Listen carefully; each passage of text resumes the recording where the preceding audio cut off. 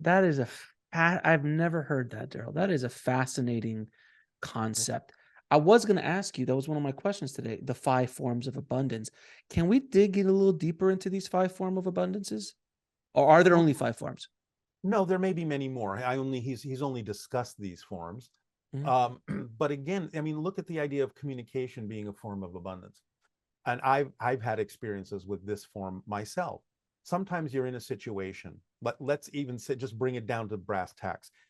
You don't have enough money to pay your rent. Okay. And so somebody says, well, I need more money. Well, do you, or do you need more time? Or do you need something else? But if you communicate with your landlord and say, look, here's the situation I'm in. Let me explain it to you. And I'm doing my best to get you what I promised to get you. But here's what I'm trying to do. And I need a little time and I need this. So a lot of times communication, it involves people.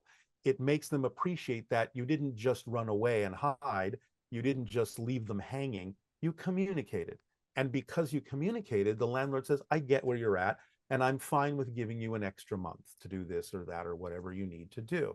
As long as I know you're thinking of what your responsibilities are and you're willing to fulfill those responsibilities, I know that you're an honest person and I know I can work with you.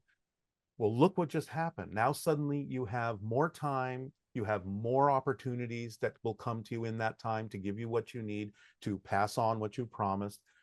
So, that's a form of abundance, is expanding the time to be able to do something with someone you've made an agreement with. That you just have to work these things, you just have to get them to work for you. The famous story that I always tell is a dear friend who is a wonderful photographer, takes gorgeous pictures. Yeah. You know this story? Yeah, yeah, yeah, yeah. And well, do you mind if I tell it again? Please go ahead. Please, please. Now, she had this dream. She wanted to fly around the world and take gorgeous pictures of all these sacred sites, pyramids, Stonehenge, etc., etc. She didn't have the money to do this, not anywhere near the money it would normally take to have all the airline tickets and what hotels and all this kind of stuff. But she didn't give up. And she had what most people would think would be this crazy idea. This is what came to her on the level she was at, because she didn't despair. She stayed in a positive state. And suddenly this inspiration came to her. I'm going to go to the airlines and I'm going to ask them to fly me around the world for free. Now, most people would think, oh, you're nuts. What airline is going to do that? But she said, I understand there has to be some form of exchange. There has to be an equalization here.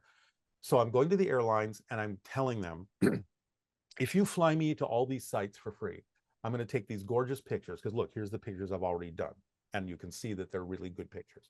And I'm going to let you use those pictures in your brochures to lure tourists to these sites and fly your airlines.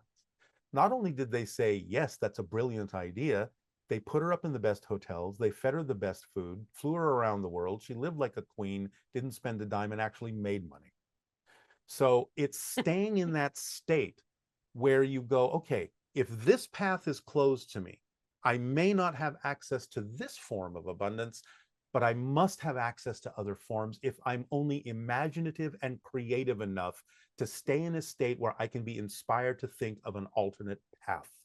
The alternate path will always present itself, but only if you stay in the state of receptivity for it to come to you. Yeah, that is such a beautiful thing. And these And the things are not fairy tales. This is how reality works when you let it. When that's you, the big thing right there. That's the rub. yes, When you let it, because yeah, most of us want to kind of control, the ego wants to yeah, control everything. exactly. And that is actually the opposite of control. See, the thing again, we're not remembering that we're already in control.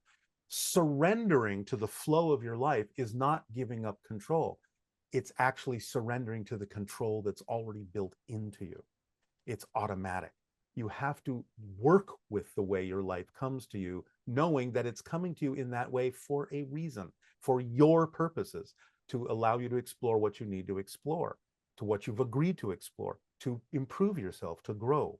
So you have to work with the flow of the timing of events and the opportunities as they present themselves to you, even if something manifests that you objectively aren't vibrationally compatible with, you don't prefer it, And I don't mean as an emotional reaction negatively. You just recognize this is just not what I prefer. It's still there for a reason. Even if it's only the most basic reason, you manifested something you don't prefer, so it's much clearer to you by contrast what you do prefer. And that's a positive way to use what you don't prefer. So when you use it up, then it goes away because you've used up the reason it's there, is to illuminate more clarity in your life about what you do and don't prefer. Then you move forward with it. Other opportunities come. This is how it works. This is synchronicity. Synchronicity is space-time's way of showing you that everything is connected. To watch the full video, click on the link below, and don't forget to subscribe.